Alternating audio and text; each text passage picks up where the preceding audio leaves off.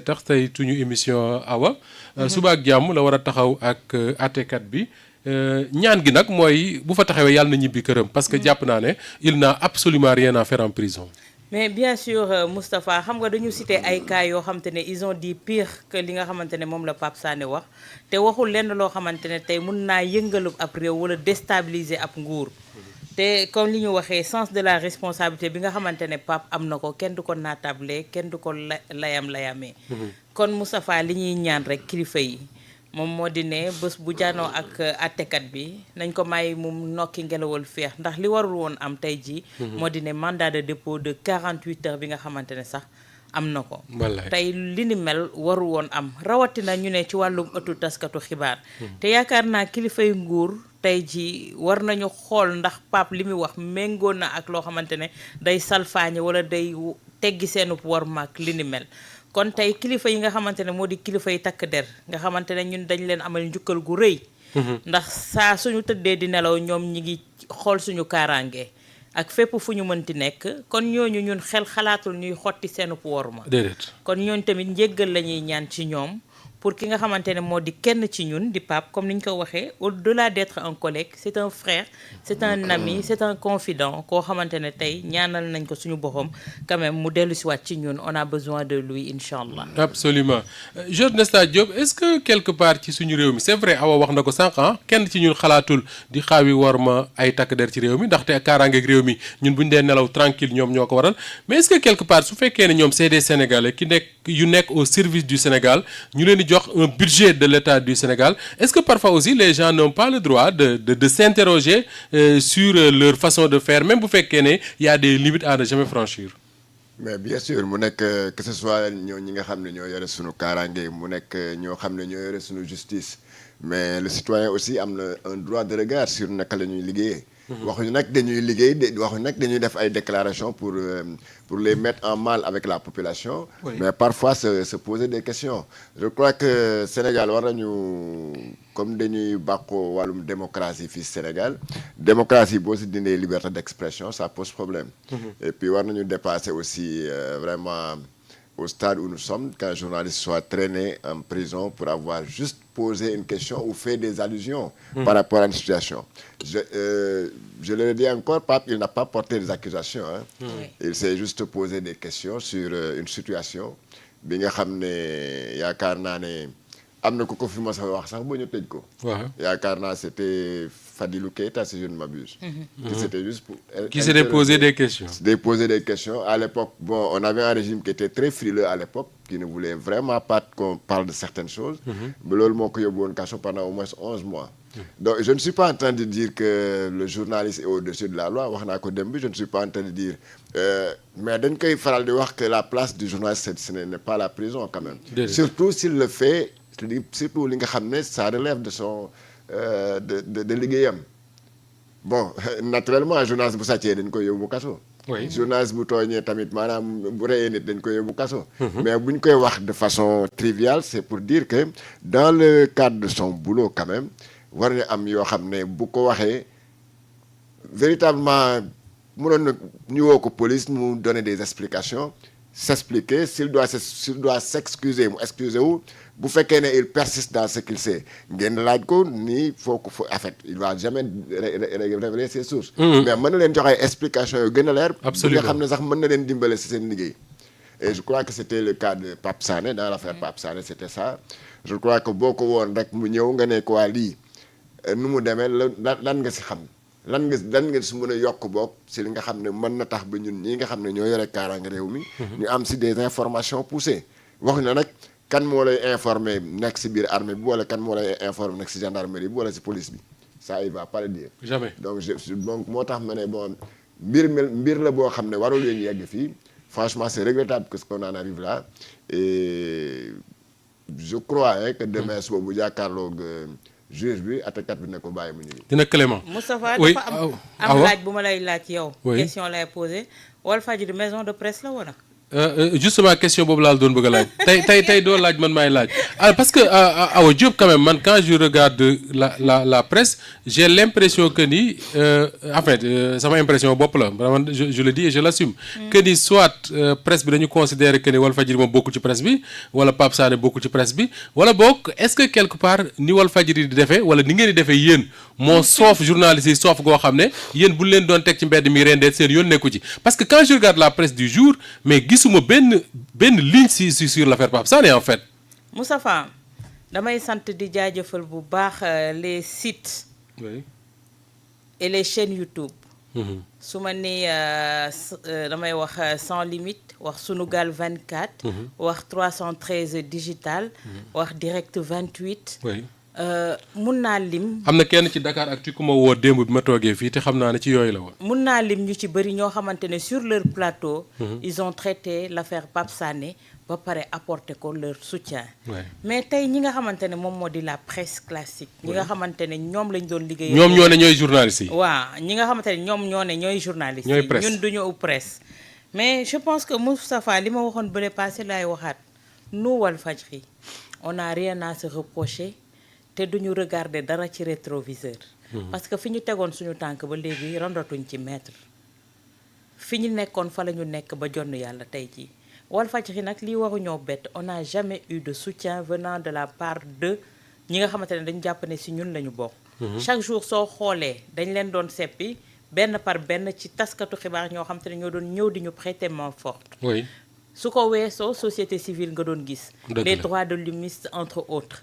mais tey jii Moustapha est-ce que ñun war nañu métti war nañu jaaxal c'est que on le pose man dama ko doon poser sax pour vraiment détendre un peu l'atmosphère ironiser mais man franchement pour dire vrai Moustapha c'est le cadet de mes soucis quoi man ça ne change absolument rien à ce que ni ñuy gisee di liggéeyee boobu ba léegi mais su ëllëg ak si biir jotee su tentamar amee bu ñu ne Walfadjri waxu ci d'accord naa aaju ci leneen. d'accord naa ak yow soo ne ça nous dérange pas parce que loolu lu ñu miin la quand même maa ngi fàttaliku bi ñu jàppee Pape Sané moom mii la woon section de recherche bii la woon ci nguurug Macky Sall ba ñu fa demee ñun donc ñoo fa ne woon. mbirum Coro Mandela soo ci génnee à part quelques noms de journalistes individuellement duma lim di juum ñoom rek la woon. mbirum Pape Ndiaye noonu keneen ak keneen noonu et d'ailleurs il faut le dire et pour le rappeler. bi nga xamee ne Macky Sall moo ne ci régime bi ñuy sonal ñoom Coro Mandela ñu leen di manifester fii boo génnee Pape Alé peut-être ak Ibrahima Lissa Faye mais waa RTS ñoo fi newoon. des gens de la RTS dañ koy fàtte ñoom ñoo fi nekkoon.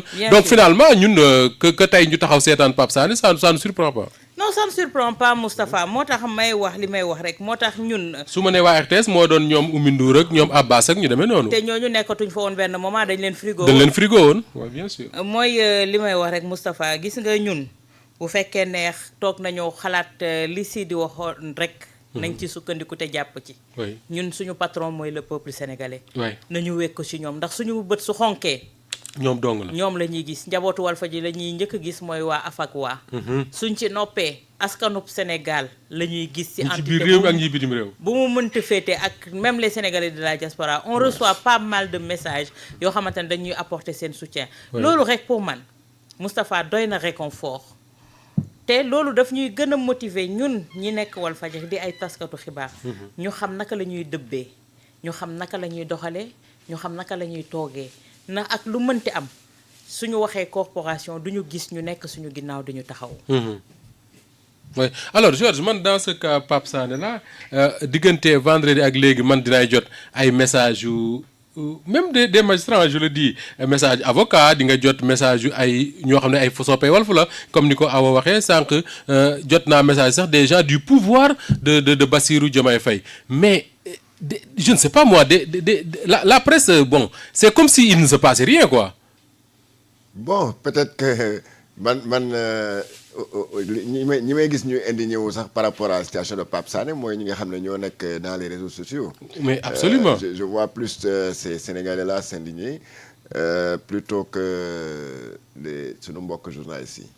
bon man nag je ne suis pas dans le corporatisme aveugle maanaam du ma ne rek parce que journaliste la te journaliste la ñu dañ lu xew rek dañ si war a jóg. Oui. non mais nag il y a des combats de principe qu'on doit mener.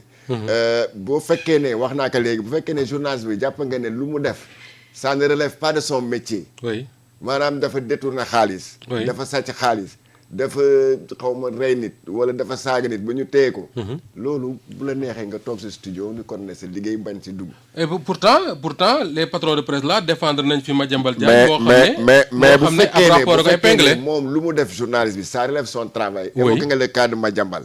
bu Madiambal kaam bi dans les années 2022 2023. 24. Oui. 24 je sais même plus l'année exactement. 2024. mais c'est toute la presse s'était mobilisée. toute la presse s'était mobilisée. def ko en 2004 bi ñu ko jàppee c'était ça toute la presse était mobilisée. toute la presse était mobilisée def une journée naka. Sans une presse. journée sans presse. oui def. Éditorial comment bi nga xam ne. marche sitting. ñëpp a ko reprendre woon def des marches def des sittings et tout ça rien que pour comme on le disait il faut faire face aux monstres. oui Bon, Pape allait également quand il a essayé de boire avec le régime de Macky Sall, on a marché combien de fois pour lui? 2 fois je crois ou 3 fois, def nañ sax des veillées et tout ça. oui Donc te loolu yëpp c'était pas parce que il est le plus intelligent des journalistes, il n'était pas le plus beau non plus, il n'était pas le plus gentil des journalistes, mais parce que les journalistes dañ jàppoon que ne kii si liggéeyam dañ lu ñu koy toppee nii si wàllu liggéeyam la. oui yaa ngi dégg donc bu fekkee ne si wàllu liggéeyam nag képp koo xam ne da ngay nekk taskatu xibaar da nga war a jàpp si combat bi. ne serait-ce que le dénoncer par principe. parce que li ko dal noonu mën na la dal ëllëg. parce Oui. que nit ki si lu muy liggéey rek lay defee erreur. dëgg la. donc boo jàppee ne lii daal du ma si dugg parce que suma yoon nekku si mais attends-toi aussi benn jour bu la dalee est-ce que di nga bëgg ñëpp a croiser les bras di naan seen ataaya bàyyi la nga jàkkaarloogu yoon. C'est ça la question qu'on doit se poser. Encore une fois, je ne dis pas qu'il faut faire du corporatisme aveugle, maanaam défendre coûte que coûte parce que tout simplement ne nga journaliste ne. Oui. mais boo xamee ne nga kii si lu mu nekkat moom si wàllu liggéeyam la. nga xam ne bu fekkee ne journaliste bu wax fii léegi ñu téye la kon dina moytu ñu dina bëri ñoo xam ne dootuñu ñemee bind dootuñu ñemee wax. parce que képp kuy bind di nga xalaat que ne man de mën na am ñu téye ma suba wala gannaaw suba wala su ma waxee lii ñu téye ma.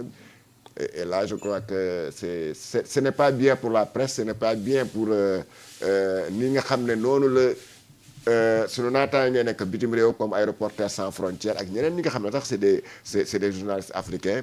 di yaakaar ne Sénégal fu mu nekk nii c'est une grande démocratie en tout cas une démocratie bi nga xam ne dañ koy naw fii si Afrique de l'Ouest qu'on en arrive en tout cas di dégg ay journalistes. et pourtant Georges boo demee ci réew yooyu ngay tudd ñoom bu ñu dee défendre un journaliste bu nekk en difficulté seen yoon nekkul ci sa ligne éditoriale ak lan lay wax ak yooyu il condamne il défend selon le principe. Oui, mais c'est ça, parce que là, c'est un combat de principe, ce De n'est pas principe. un combat de ligne éditoriale. Oui. Journal, bu mu neex radio, bu mu neex télé, bu mu neex nga am sa propre ligne éditoriale.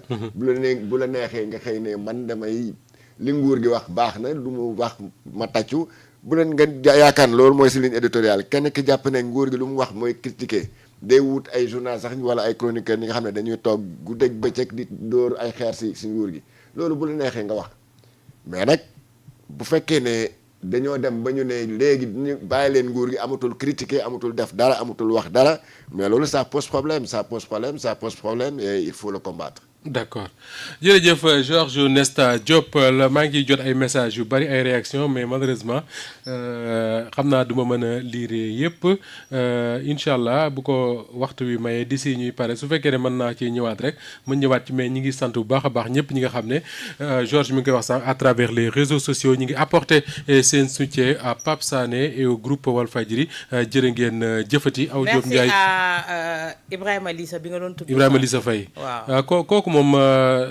Ibrahima Lissa sama formation la en fait su ma déggee ma dee de. Vraiment Ibrahima moom sans parti pris sans distinguo il est toujours là quand il s'agit de la presse. Et il a toujours été comme ça. Oui, moom xàmmewu ci kii Bien wëkkale sûr. c'est pas son problème.